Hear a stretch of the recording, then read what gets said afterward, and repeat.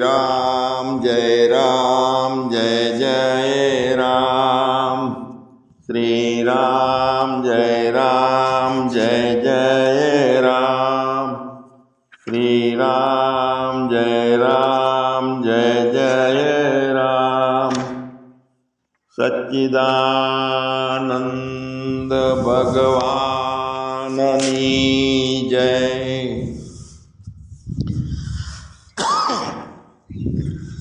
ઘણા બધા સાધકો આપણે આત્મજ્ઞાન માટે પ્રયત્ન કરીએ છીએ અને પછી કામ પડતું નાખીએ છીએ, અધૂરું રાખીએ છીએ.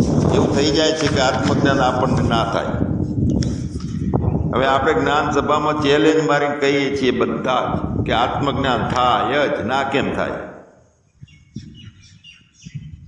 થાય જ. એમ જે પોતે છે, પોતે જ આત્મા છે, તો એનું જ્ઞાન કેમ ના થાય ને? એનું જ્ઞાન જ છે. બાકી આપણે ખોટું હળવું માની લીધું છે કે હું જયંતિભાઈ છું, હું ચીનુભાઈ છું, હું જ્ઞાન કરું છું, હું જીવું છું. એટલે આ તો શું છે કે પ્લગ એકમાંથી કાઢી લેવાનો છે અવિદ્યામાંથી અને વિદ્યામાં પીડાઈ દેવાનો છે. બાકી એનો જ છે. અત્યારે જે છે એનો જ, બીજો છે નહીં. અને બીજાનું જ્ઞાન કરવાનું નથી. પણ અજ્ઞાનના કારણે અધળો થઈને અથડાય છે. એટલે આખો એના માટે ચાપકા મારે છે ને કે કથા સુણી સુણી ફૂટ્યા કાન, અને કેટલી જાતના ચાપકાઓ છે. તો કેમ ના થાય? અને નથી થતું તો આપણી માન્યતાઓ છે. આત્માનું જ્ઞાન બધું કાંઈ આપણે કરીએ છીએ થાય છે એવું નથી. જો આ જગતના કાર્યો જે છે ને એ ઈશ્વરના સંકલ્પ પ્રમાણે બધાય થાય છે. એટલે જે કાર્ય થવાનું હોય અને જે કર્મ દ્વારા થવાનું હોય કે તેના નિમિત્તથી થવાનું હોય અને એ પ્રમાણે થાય છે. પણ આપણે સાક્ષી છીએ ને આપણે આત્મા તો છીએ જ. આપણે ક્યાં બીજું નવું જ્ઞાન કરવાનું? દેહના ભાવમાં આપણને એમ લાગે કે આપણા સંકલ્પ પ્રમાણે ક્યારેક કાંઈ થઈ જાય તો ક્યારેક એ ના થાય, ક્યારેક બીજું થાય. એવું દેહના ભાવના કારણે આપણને આ લાગે છે. અને ક્યારેક થઈ જાય તો એમ લાગે કે આ કામ મારાથી થયું, મારા સંકલ્પથી થયું, મારી પ્રેરણાથી થયું, દેહ ભાવમાં મારા પ્રયત્નથી થયું એવું લાગે. તો ભલે એવું લાગતું હોય પણ ઈશ્વરી મંજૂરી તો હોય જ છે. ઈશ્વરને ના ગમતું હોય અને ઈશ્વરના ખ્યાલ બહાર હોય એવું કોઈ કામ થતું જ નથી. નિષ્ફળતા મળે કોઈ કામમાં તો પણ એમાં ઈશ્વરની મંજૂરી ના હતી. એમ બસ આપણે સહજતાથી સ્વીકાર કરી લેવાનો છે ઈશ્વરને. બધામાં ઈશ્વરને છોડીને કાંઈ છે નહીં. ખરેખર વાસ્તવિક એમ જ છે. એટલે સફળતા મળે તો કૂદકા નથી મારતા, આનંદના ઉલાળા નહીં મારવાના, અને નિષ્ફળતા મળે તો લમણે હાથ દઈને નથી બેહવાના. એટલે જે લાભ હાનિમાં ક્ષમતા રાખી શકે, સાક્ષી ભાવનો અનુભવ કરી શકે, તો તે પોતે પોતાના આત્મા સાથે, પરમાત્મા સાથે એક રહી શકે. ના કેમ થાય જ્ઞાન? આપણે દેહ ભાવમાં સફળતાઓમાં ઉલાળા કરીએ છીએ, આનંદમાં નાચીએ છીએ, નિષ્ફળતા મળે એટલે દુઃખી થઈએ છીએ. ક્ષમતા રાખતા નથી. ક્ષમતા રાખીએ અને જ્યારે અંતઃકરણ શાંત થાય, બુદ્ધિ સમજતી થાય, દેહના સંસારના ભાવો એની અંદરથી ખરતા જાય, વિવેક વધારે જાગૃત થતો જાય, વૈરાગ જામતો જાય, એમ પોતાનો ઉગાડ થતો જાય. જેમ દર્પણ ઉપરથી ધુમ્મસ ઓછું થતું હોય તે ચોખ્ખું પ્રતિબિંબ પડે છે. હવે આવું નથી થતું તો આપણે આ દુનિયાની જંજાલમાં પડ્યા છીએ એટલા માટે નથી થતું.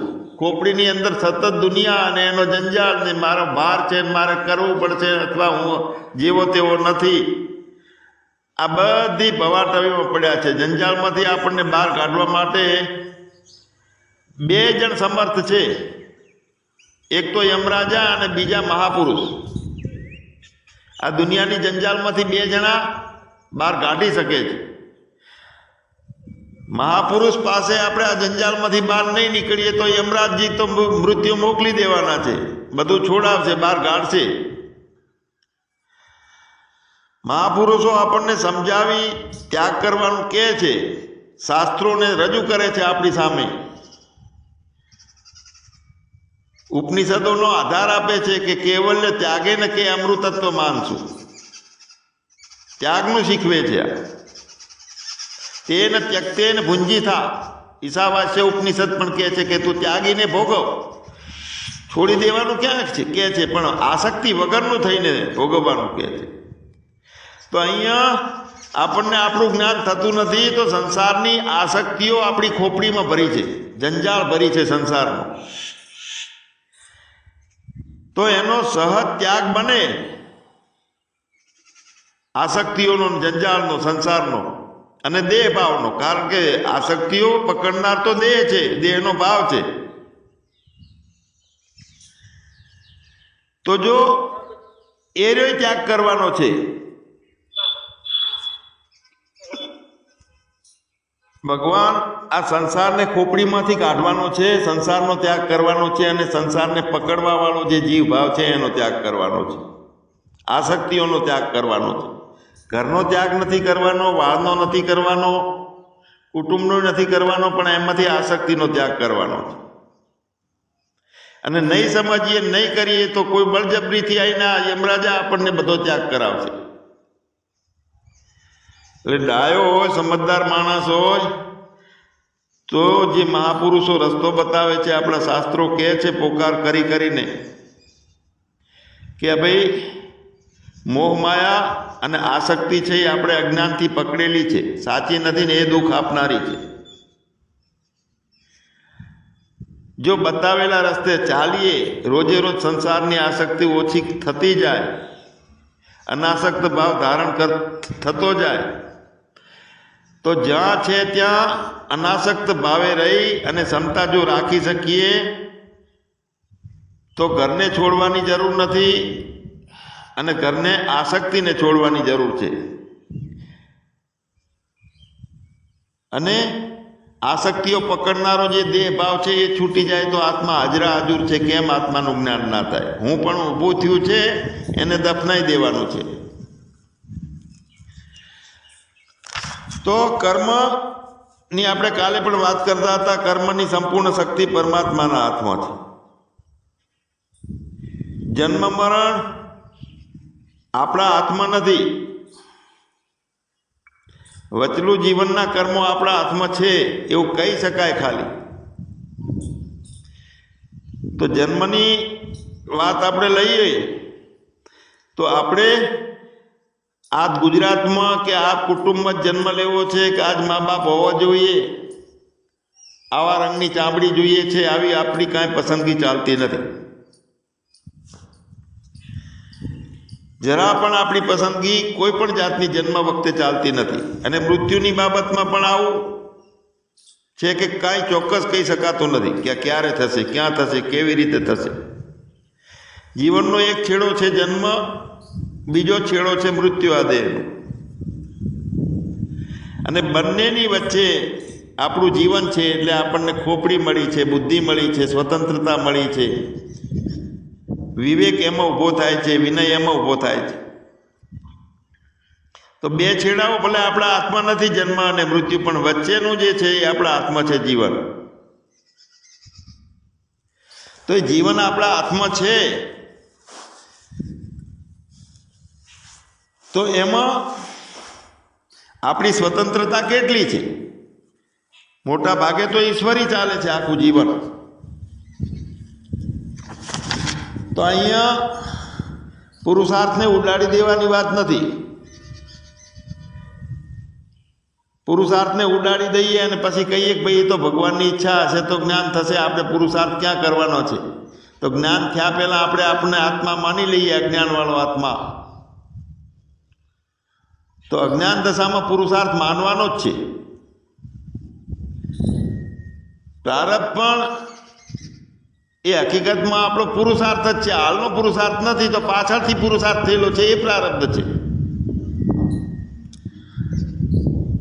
એટલે આજનું જે પ્રારબ્ધ છે એ ભૂતકાળનો પુરુષાર્થ હતો એટલે પ્રારબ્ધ બન્યું. એટલે જીવનમાં પુરુષાર્થ મુખ્ય બની રહે છે. હવે અહીંયા આપણે મૂળ વાત એ છે કે પ્રારબ્ધ ક્યાં ક્યાં લડાઈએ છીએ અને પુરુષાર્થ ક્યાં ક્યાં લડાઈએ છીએ. આપણે જે ઈશ્વર દત્ત છે એ બધું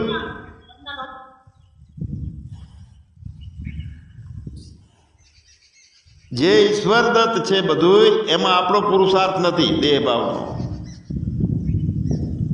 એટલે જે જન્મ મળ્યો છે, વ્યવહારો મળે છે, પૈસા મળે છે, સામે બનાવો આવે છે, કર્મો થાય છે, એમાં આપણે ન્યુટ્રલમાં રહીએ, પુરુષાર્થ ના કરીએ તો જે થવાનું છે ભૂતકાળના પુરુષાર્થના આધારે એ પ્રમાણે થાય છે. અને નવું જે કંઈ કર્મ કે બનાવ ઊભો થવાનો હોય તો અંદરથી આપણે જે ભાવ નક્કી કરેલો હોય કે મારે જ્ઞાનના ભાવમાં રહેવું છે તો એ પ્રમાણે સ્ફૂર્ણાઓ આવશે. ઈચ્છાઓ અને કંઈક વસ્તુ ભેગી કરવાના ભાવો હશે તો એ પ્રમાણે સ્ફૂર્ણાઓ આવશે. કંઈક જગતના કલ્યાણ કરવા માટેનો ભાવ અંદર ઊભો થયેલો હશે તો એ પ્રમાણે સ્ફૂર્ણાઓ આવશે. એટલે આપણે જે ઈચ્છાઓ કરીએ ને બીજ રોપીએ છીએ એ બીજ નિમિત્ત બને છે અને એ પ્રમાણે સંજોગો અને બનાવો સામે આવે. તો જીવન અને વ્યવહાર બાબતમાં 85% પ્રારબ્ધ કામ કરે છે, 15% પુરુષાર્થ કામ કરે છે. અને ઈશ્વર પ્રાપ્તિ માટેનું જે કાંઈ હોય તો બીજ રોપણ હોય, નિમિત્ત બન્યું હોય તો એમાં 85% પુરુષાર્થ કરવો પડે છે. 15% જ આપણે જે નિમિત્તને ઈચ્છા કરીને એનું પ્રારબ્ધ હોય છે એ કામ કરતું હોય છે.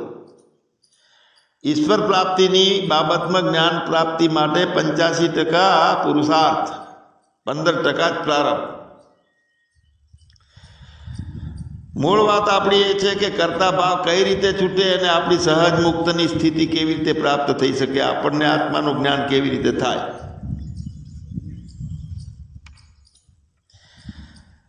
ભાગવતમાં જળ ભરત, પ્રહલાદજી આ બધા જે પાત્રો છે ને એના ઉપર આપણને બહુ ભાવ પ્રેમ થાય, પોતાના જેવા એ પાત્રો લાગે છે.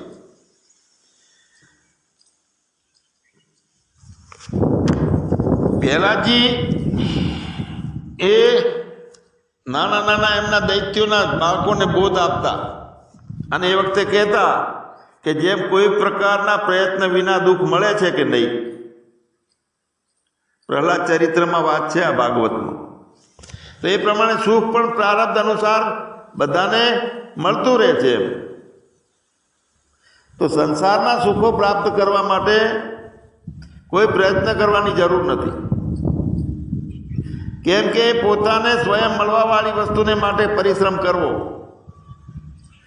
આયુષ્ય અને શક્તિ એ કાયમ ઈશ્વરી મળે છે ને એ વસ્તુમાં આપણે પ્રયત્ન કરીને મેળવવાના ફાંફા મારીએ છીએ તો એ શક્તિ અને આયુષ્યનો વ્યર્થ આપણે બગાડ કરીએ. જો પુરુષાર્થ કરવો હોય તો પરમ કલ્યાણના સ્વરૂપ પરમાત્માની પ્રાપ્તિ માટે કરવાનો, જગત કલ્યાણ માટે કરવાનો, ભગવાનને પ્રસન્ન કરવા માટે આપણે પુરુષાર્થ કરવાનો. કેમ કે બધા પ્રાણીઓના આત્મા છે અને બધે સર્વત્ર સમાન, એ આત્મા બધે એક રૂપમાં છે, બધે હરખો છે. એટલે જ્યારે કર્મના ફળ રૂપે પરમાત્મા પોતે જ આપણને ફળ રૂપે આવીને ઉભો રહે છે, એ સંજોગથી એ રૂપથી આવે છે. આમ બધે જેટલી બધાની સત્તાઓ નોખી દેખાય છે એમાં પરમાત્મા જ એ મુખ્ય વસ્તુ છે. એમાં ફળ રૂપે પણ પરમાત્મા ફળના રૂપમાં નથી મળતા, પણ પરમાત્મા બધું બનેલો છે. એ આપણે આપણા જ્ઞાન દ્રષ્ટિથી આપણે જોવાનું છે. આપણે માનીએ કે ભાગ્યમાં ભક્તિ લખેલી હશે, જ્ઞાન લખેલું હશે, તો એમ માનવાવાળા જે છે કોઈ દાડો જ્ઞાન કે ભક્તિ એ પ્રાપ્ત ના કરી શકે. કારણ કે એ ભાગ્યમાં લખેલી જ હોતી નથી. ભાગ્યમાં લખી એટલે આપણે ઈચ્છાઓ કરીને પ્રારબ્ધ બન્યું એ ભાગ્ય આપણને ખબર નથી અને પછી માથું કૂટીએ છીએ કે આપણા નસીબમાં દુઃખ લખાયેલું છે. અરે દુઃખ લખાયેલું નહોતું, કોણ લખનારો ઉપરથી આવે છે?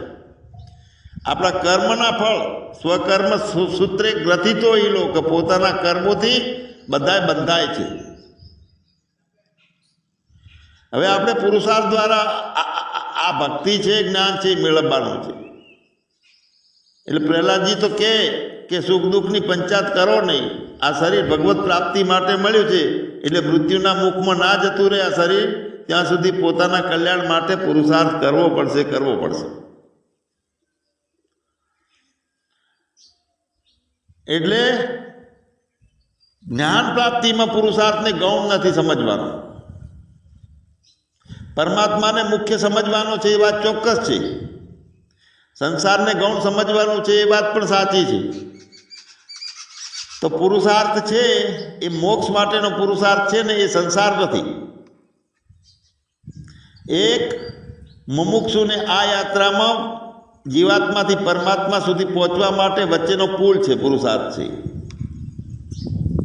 એટલે સંસારને છોડાવે છે પુરુષાર્થ, અને પરમાત્મામાં આત્મામાં બેસાડે છે પુરુષાર્થ આપણને. એટલે વચ્ચેનો આ પુલ છે. આપણે પોતાને જે મનુષ્ય જન્મ મળ્યો છે એનો હેતુ એ સમજવા માટે આ વાત છે. આ જન્મ, એ જન્મને આપણે છેલ્લો જન્મ કરી લેવાનો. સુખ દુઃખની પરવા નથી કરવાની. સુખ દુઃખ પોતાને મેળે આપવા દો, આવશે અને જશે. અને વાસ્તવિકતા ખરેખર તો એ જ છે. જે વસ્તુ છે નહીં અને આવે છે ને જાય છે એવું દેખાય છે જીવ ભાવના કારણે. હકીકતમાં જ્યારે ક્ષમતાનો ભાવ આપણો કેળવાશે, આપણે આપણા સહજ ભાવમાં રહેશું, આત્મભાવમાં રહેશું, એટલે આવશે ને જશે. સુખે આવે દુઃખે આવે, બધા બનાવો આવશે, અનુભવો આવશે, કેટલાય વ્યક્તિઓનો સંગે આવશે. તો આ બધું રેલગાડીના સ્ટેશનની સામે રેલવેના ડબ્બાઓ બધા આવે છે જાય છે એવું છે. સ્ટેશન એમનું એમ સ્થિર રહે છે સાક્ષી.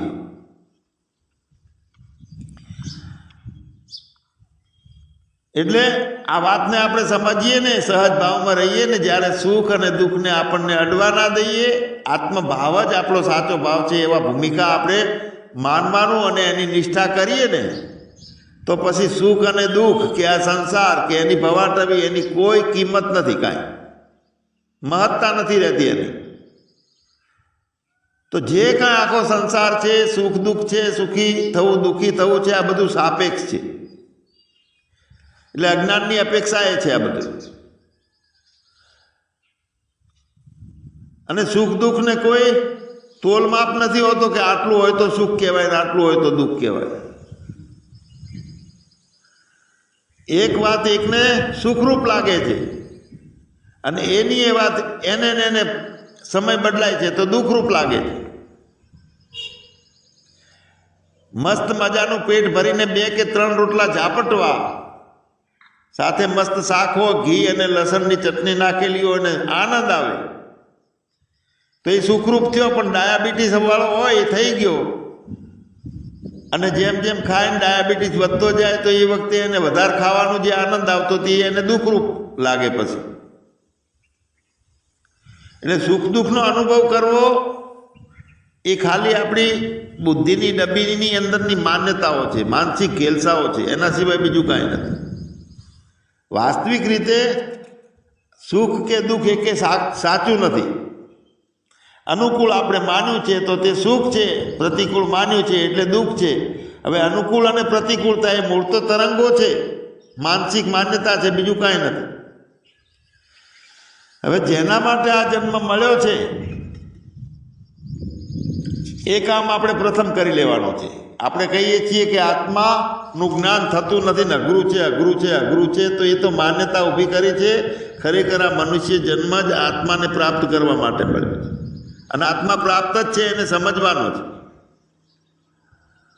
પહેલા ભગવત પ્રાપ્તિ કરી અને પછી વ્યવહારની એક જીવન પદ્ધતિ. જો પ્રાચીન કાળમાં ઋષિ મુનિઓએ આપણા ગુરુકુલ બનાવ્યા હતા, એટલે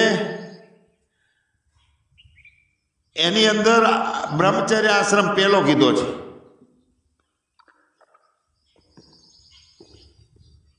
એટલે નાનો બાળક થાય 7 વર્ષનો થાય એટલે ગુરુકુળમાં મોકલી દેવાનો અને બ્રહ્મ વિદ્યાની પ્રાપ્તિ કરી લેવાની પહેલી.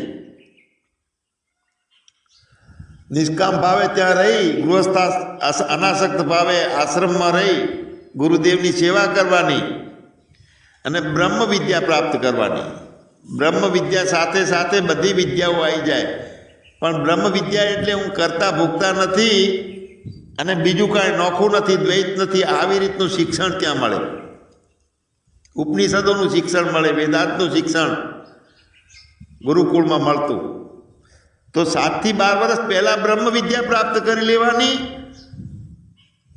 અને પછી બીજા આશ્રમમાં પ્રવેશ કરવા માટે ગુરુદેવ રજા આલે આપણને કે જાઓ હવે બ્રહ્મચર્ય આશ્રમમાંથી તમે ગૃહસ્થાશ્રમમાં જાઓ, કારણ કે હવે તમે બ્રહ્મ વિદ્યા પ્રાપ્ત કરી લીધી છે એટલે બાકીના ગૃહસ્થાશ્રમ, વાનપ્રસ્થાશ્રમ અને સંન્યાસ આશ્રમ ત્રણેય સોંપશે. હવે મુખ્ય પુરુષાર્થ બ્રહ્મચર્ય આશ્રમને વધારે મહત્તા આપી છે. ગૃહસ્થાશ્રમમાં આપણે નિષ્કામ ભાવથી કર્મો કરવાના, ફરજોનું પાલન કરવાનું અને પછી સંસારમાં બાળકની પ્રાપ્તિ કરવાની, આ વંશવેલો વધારવાનો અને પછી વાનપ્રસ્થ આશ્રમમાં કે સંન્યાસ આશ્રમમાં પ્રવેશ થતો હતો. પહેલી બ્રહ્મ વિદ્યા પ્રાપ્ત કરી અને ફરી વિચાર કરીને પોતાના મૂળ વાસ્તવિક સ્વરૂપમાં સ્થિતિ મેળવી લેવાની મુખ્ય વાત છે આ. એટલે મહત્તા મુખ્ય કઈ છે અને ગૌણ કઈ છે. હવે અત્યારે આપણી ખોપડીની અંદર 80 વર્ષના થઈએ ત્યાં સુધી મુખ્ય શું ભરેલું છે એ કહો. આપણે આત્માનું જ્ઞાન કરવું છે અને કહીએ છીએ કે નથી થતું, તો ખોપડીની અંદર મસાલો બધો ખંખેરી નાખીએ, ખોટો છે. આત્મજ્ઞાનને પહેલી મહત્તા આલવાની છે. એટલે પહેલો રામ કે પહેલું કામ, જવાબ આપણા હાથમાં છે. કોને મહત્વ આપ્યું આપણે? પુરુષાર્થ કોની પાછળ આપણે લગાડ્યો? 85%, 90% સંસાર અને વ્યવહારમાં આપણે લાગેલા છીએ અને કહીએ છીએ કે ભાઈ જ્ઞાનની પ્રાપ્તિ તો અમારે કરવી છે, પણ આટલું કામ હોય છે કે અમને ટાઈમ મળતો નથી. એટલે આત્માને જરૂર નથી એટલા માટે જ્ઞાન થતું નથી. એ ગૌણ લાગે છે. પૈસા કમાઈએ, છોકરા પરણાવીએ, વેવાઈઓને સાચવીએ, વેવણને મહત્વ આલીએ, એટલું આત્મા નથી હાલતા. જ્ઞાન સભાની અંદર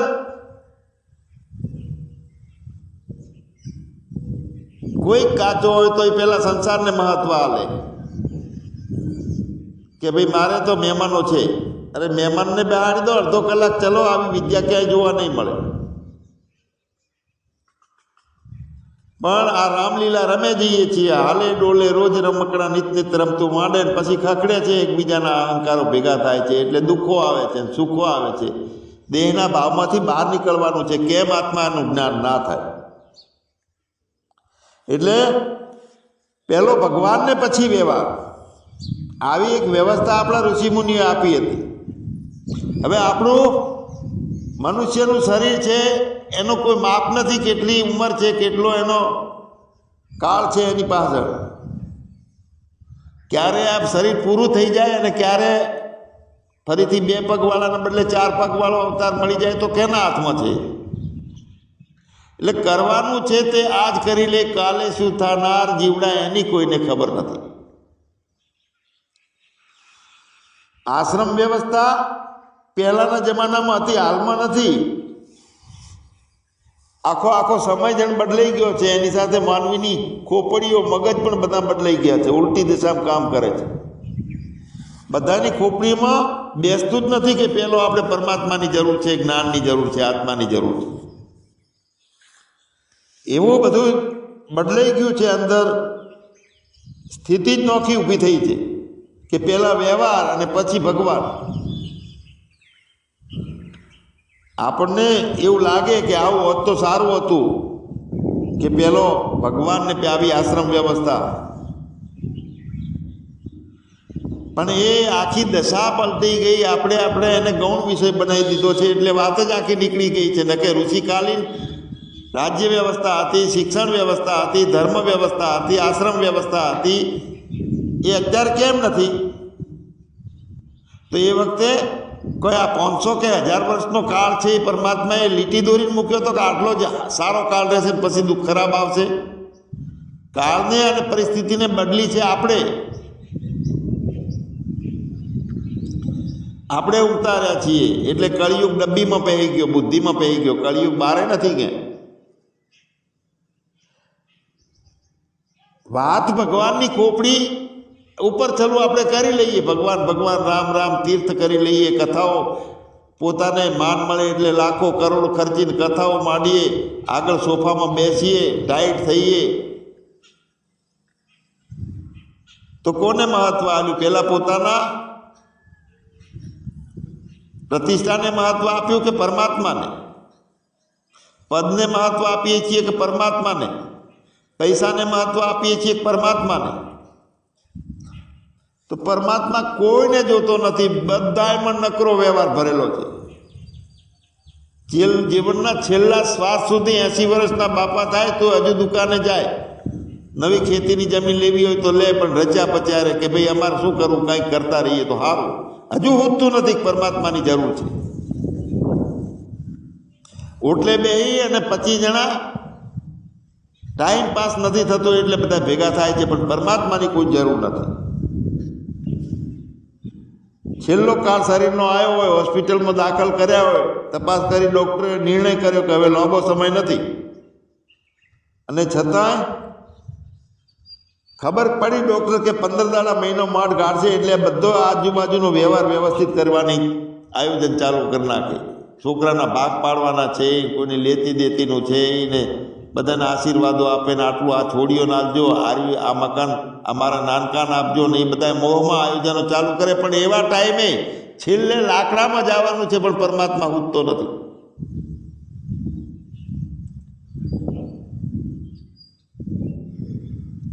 વ્યવહારને વ્યવસ્થિત કરવા લાગી જઈએ છીએ, અને આ એક આખી વિચારધારા બની ગઈ છે. એ આપણા મનુષ્યની ખોપડીમાં અંદર દાખલ કરેલો આ રજોગુણ છે. આ મગજમાં જ ચાલતી હોય છે, બારે કોઈ વ્યવસ્થા નથી, ખોપડીમાં જ આ વ્યવહારો બધા હોય છે. એટલે છેલ્લો શ્વાસ પૂરો કરે, અને જે શ્વાસ પૂરો થયા પછી અહીંના કોઈની સાથે સંબંધે રહેતો નથી, પૈસા સાથે નથી રહેતો, પોતાના જે માન્યા છે એની સાથે નથી રહેતો, અને છતાંય બીજા જન્મમાં નવેસરથી નવા સંબંધો, નવી કમાણી, આવું બધું કરવાનું છે, અને એ જન્મ કેવો મળશે એની એ ખબર નથી.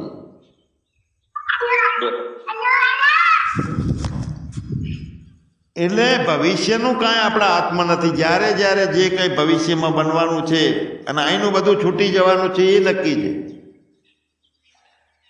બધાના બુદ્ધિમાં એવો વિચાર ચાલતો હોય છે કે આટલું વ્યવહારનું કામ પૂરું થઈ જાય, અને ના થયું હોય તો જીવ ના જાતો હોય. છોકરાને પરણાવ્યો પણ એનો નાનો છોકરો નથી જોયો એટલે કે મારો જીવ અટકી રહ્યો છે. એનો બાળકનો જન્મ થાય પછી ભગવાન મારું શરીર લે તો સારું, ત્યાં સુધી જીવવું છે. એટલે સંસાર ભરેલો છે ખોપડીમાં, અને કહે છે કે હવે આટલા કામો પૂરા થઈ જાય, આટલું આ થઈ જાય ને આમ થઈ જાય, પછી નિરાતે તમારા જ્ઞાન સભામાં અમે વ્યવસ્થિત સાંભળશું, પછી ભજન કરશું. તો એટલે આજ સુધી ભગવાને કોઈની માગણી પ્રમાણે કશું કર્યું નથી, અનુકૂળતા પ્રમાણે કશું કર્યું નથી, અને હજુ આપણે આવી વાતોમાં રમીએ છીએ કે અનુકૂળતા મળશે એટલે પછી કરશું. કામ ભર્યો છે, વ્યવહાર ભર્યો છે, સંસાર ભર્યો છે ખોપડીમાં, આત્મા કેમ ના મળે? તો આપણી ઈચ્છાઓ પ્રમાણે આપણે ભગવાનનું ભજન નથી કરી શકતા, અને સતત એવી વાત કરીએ છીએ કે ભાઈ મને ટાઈમ મળશે એટલે આપણે શાંતિથી કરશું. ભાગવતમાં પરીક્ષિત રાજાને 7 દિવસોમાં આપ્યા હતા આ કામ કરવા માટે બધું, અને 7 દિવસોમાં એમણે વ્યવહારનું કામ કર્યું કે પરમાત્માની પોતાની પ્રાપ્તિ માટેનું કામ કર્યું, એમાં નજર કરો. એ તો સારું છે. પરીક્ષિત રાજાને અગાઉથી સુખદેવજી જે શ્રાપ આપ્યો તો એમણે કીધું હતું કે 7 દિવસ નક્કી છે, અને આપણે તો આવતીકાલે પ્રાણ જશે કે નહીં એ નક્કી નથી. 7 દિવસ તો મૃત્યુને રોકી રાખ્યું હતું એ ઋષિમુનિઓએ કે તમને 7 દિવસ પછી ના તક્ષક કરશે. તો એ પહેલાં તો મૃત્યુ થવાનું નહોતું, એ બાબતમાં તો પરીક્ષિત નિર્ભય હતા. પણ આપણે તો એ પણ ભય છે કે આવતીકાલે થઈ જાય, એટલે એના કરતાં આપણી વિકટ પરિસ્થિતિ છે પરીક્ષિત રાજા કરતાં. તો ખરેખર પરીક્ષિત રાજા કરતાં આપણી સ્થિતિ અઘરી છે કે નહીં? 7મા દિવસે એમને શ્રાપ પ્રમાણે એવું થવાનું હતું. આપણું તો ગમે ત્યારે થઈ જાય આકસ્મિક. તો મનુષ્ય શરીર પ્રાપ્ત થયા પછી કર્તવ્ય પરમાત્માની પ્રાપ્તિ કરવી એ જ છે. આત્મા કેમ ના મળે? આપણે આપણો ગોલ જ નક્કી નથી, જોતો નથી આત્મા, એટલે મળતો નથી. પહેલું કર્તવ્ય એ આપણું શું છે? તો પરમાત્માની પ્રાપ્તિ એ મુખ્ય કર્તવ્ય હોવું જોઈએ. જેમ ગૃહસ્થાશ્રમ પહેલાં બ્રહ્મચર્ય આશ્રમથી શરૂઆત થતું, બ્રહ્મ પહેલો. તો મુખ્ય હેતુ જે છે પરમાત્માની પ્રાપ્તિ, પોતાના આત્માને જાણવો છે. તો એમાં નથી જાણવા પડવું એ ખંખેરવાનું છે, અને જે જાણવા પડ્યું એમાં જગતનું, સંસારનું, વ્યવહારોનું કંઈક કલાઓ અભ્યાસો ભર્યા છે એ જાણવા પડવું છે, એ ખંખેરી નાખીએ, એમાં એને ગૌણ બનાવી દઈએ, સહજમાં રાખીએ તો પરમાત્મા પહેલો છે, હાજર છે. તો પરમાત્માની પ્રાપ્તિને મુખ્ય કર્તવ્ય કે ફરજના આપણે નથી માનતા અને ગૌણ સમજીએ છીએ. એટલે એવું થાય છે કે ભગવાનની ભક્તિ, વ્યવહારના કર્મોમાંથી નવરાશ નથી મળતી અને ભગવાનની ભક્તિ થતી નથી. મુખ્ય પ્રાધાન્ય આપણે આપણા માટે, આત્મા માટે આપીએ તો આત્મા દૂર નથી, આત્મા બીજો નથી, એને મેળવવામાં વાર નથી. મુખ્ય લક્ષ્ય બનાવીએ કે મારે સાચું જ્ઞાન છે, બ્રહ્મ વિદ્યા છે, એ પ્રાપ્ત કરવી છે, ને બીજું બધું ગૌણ છે ને એ થશે ઈશ્વર ઈચ્છાથી. સચ્ચિદાનંદ ભગવાનની જય. સદગુરુ દેવ.